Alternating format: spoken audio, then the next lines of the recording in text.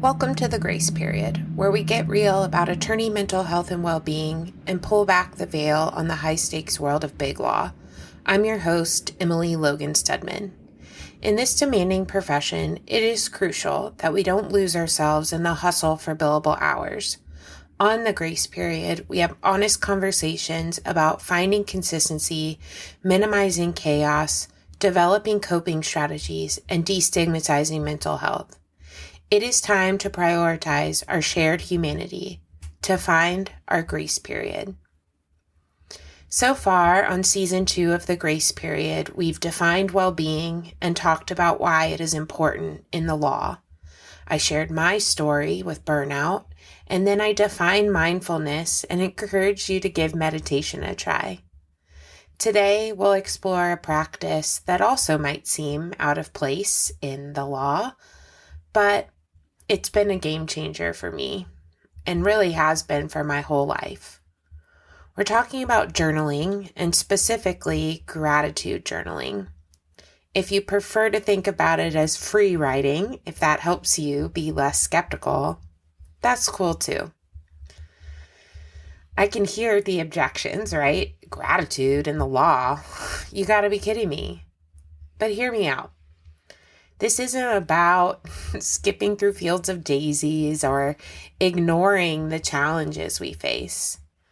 It's about transforming our mindset, our outlook, boosting resilience, and even enhancing our professional performance. So let's start with gratitude. What is a gratitude practice? At its core, it's a habit of regularly acknowledging and appreciating the positive aspects of your life. It's about intentionally focusing on the good, no matter how small it might seem. It's about celebrating all wins. This can be as simple as taking a few minutes each day to write down 1, 3, 5 things you're grateful for, or sharing a moment of appreciation with a colleague or loved one. I cannot overemphasize the part about no matter how small it might seem. And this is often a lot harder than it sounds. When I first started practicing gratitude, I was like, I have a wonderful life. I'm grateful for everything. Or there were days where I couldn't come up with anything, and then I would judge myself for taking my life for granted. Especially when, others have it so much worse or harder than I have and hopefully ever will. So I simplified it. I'm grateful for this cup of coffee, for a comfortable bed and a good night's sleep. I'm grateful that work is going smoothly, that I'm getting good opportunities. I'm grateful that I got to cuddle my dog today. Or, for those of you who have children, that they ate half their meal without complaining. There is no judgment on what you are grateful for. But why should legal professionals, attorneys, law students, paralegals, anyone in our sphere care about this? Well, many studies have shown that practicing gratitude can help reduce stress and anxiety. In the law, and especially in big law, stress and being busy is often worn as a badge of honor, not to mention how many billable hours you're hitting. So, using gratitude as a way to reduce stress and anxiety is alone worth considering. Imagine approaching your next big case or negotiation with a calmer, more centered mindset. Gratitude can help you with that. Gratitude is also linked to improved sleep quality. And who couldn't use better sleep? Better rest means sharper thinking, better memory, improved decision-making skills, all important things for attorneys. Third, research has shown that grateful people tend to be more productive and more creative in problem solving and better at making decisions under pressures. Again, all skills that can make or break a legal career. Fourth, gratitude can improve your relationships, both personal and professional. It helps foster a positive attitude, atmosphere, enhances teamwork, and can even make you a more effective leader. Similar to last week, I know some of you are thinking that you don't have time for this. But again, gratitude doesn't require hours of your day. It's about quality, not quantity. When I first started doing this, and still today, I just try to list 1 to 5 things I'm grateful for each morning. Again, it was hard at first. It felt forced. Some days I was grasping at straws. Well, I'm grateful for coffee, for this pen, for this iPad. But gradually, something shifted. I started noticing more positive thoughts throughout my day. My interactions with other humans, especially my loved ones like my husband, improved, and I found myself more resilient in the face of setbacks. Surprisingly, I felt more satisfied with work and my life in general. Now, of course, gratitude is not the only thing that brought these improved things in my life. I go to therapy, I meditate, I try to enjoy my life and manage my time to create space, but gratitude is a part of this. So now I'll list just some strategies that you can do to implement gratitude in your life. First, a gratitude journal. Write down 1 to 3, maybe 5 things you're grateful for. They don't have to be big. There's no judgment around it. It can take a minute or less. Related to last week, Google and find a gratitude meditation. This will help you sit quietly and reflect on what you're grateful for. This can be particularly helpful after either a stressful event or a big win to help you process, even if it was hard, what went well, or to celebrate. Next, you can tell others thank you.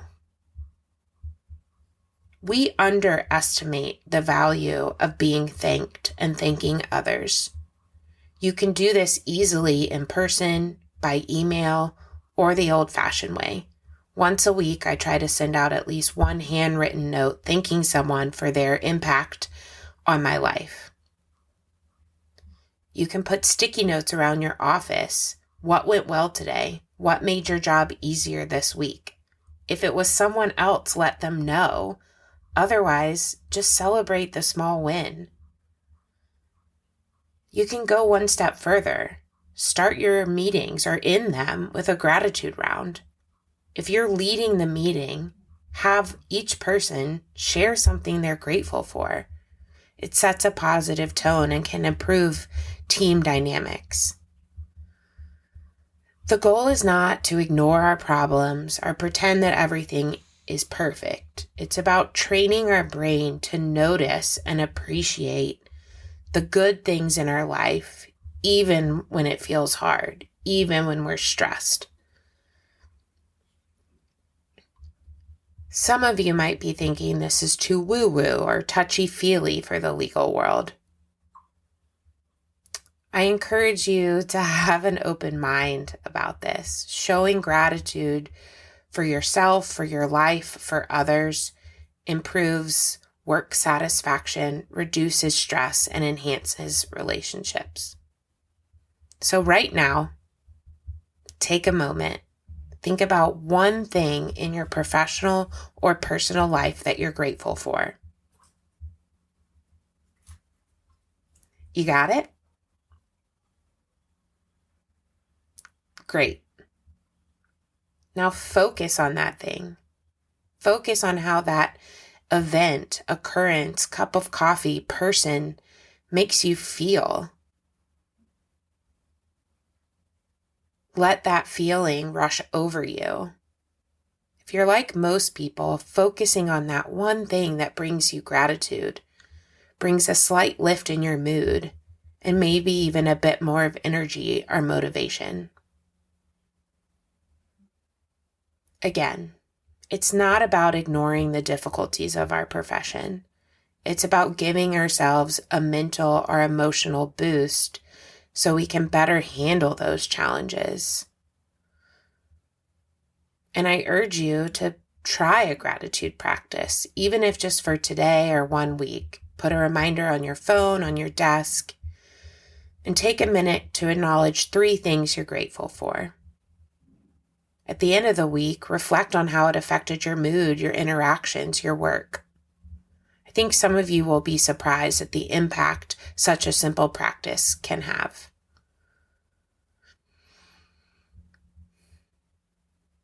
Now, related to gratitude is journaling, free writing, or brain dumping, if you will.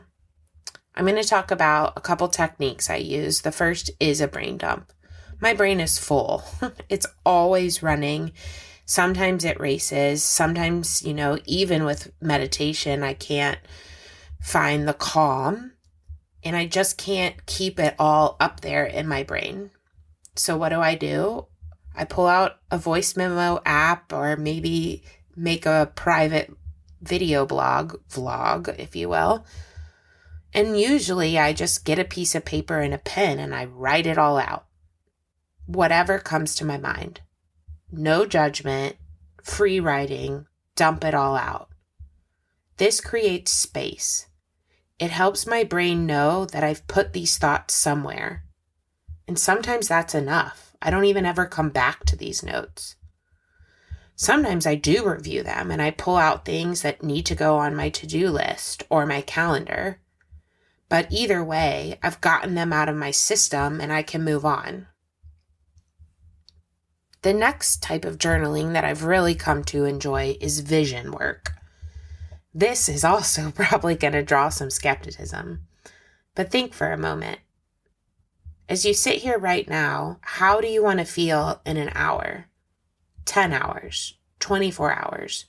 What do you want to have accomplished this week, this month, in a year, in 5 years? Pick one of those future dates and write it down. And then write how you want to feel. Write down the things you want to have accomplished. If a reporter was interviewing you, what would you be saying? If a friend was introducing you to another person, what would they be saying? If you won a big award or were speaking on a panel, what would the introduction of you include? Writing these things down, like gratitude, can boost positivity, but it also helps your brain see and feel what it could look like to achieve those goals. And honestly, you'll often surprise yourself with what comes to mind, with what your dreams and hopes really are.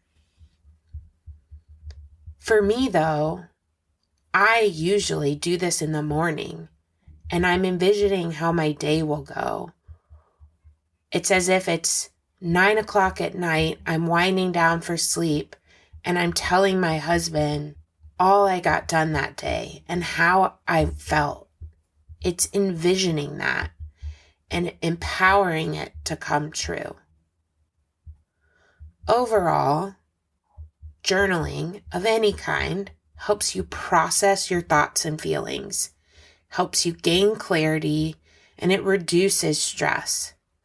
It can bring self-awareness through reflection, and it can help you ideate problems, challenges, or even your hopes and dreams. Related to your practice as an attorney, journaling requires present moment focus. It promotes mindfulness, and it can help you enhance your memory, recall, and learning. It can boost creativity, and it can improve our writing overall. I've been journaling since at least elementary school. I don't know if my mom and dad still have some of these. Occasionally I would go back and read them, and it's a good thing they're private. My journal entries today are much less angsty and, emotional. But either way, the habit helps me process the things that are on my mind, create space in my brain, and download after not just stressful days, but rewarding ones too. Gratitude and journaling ultimately help you recognize and celebrate all wins, no matter how small, and all of your wins are worthy of that.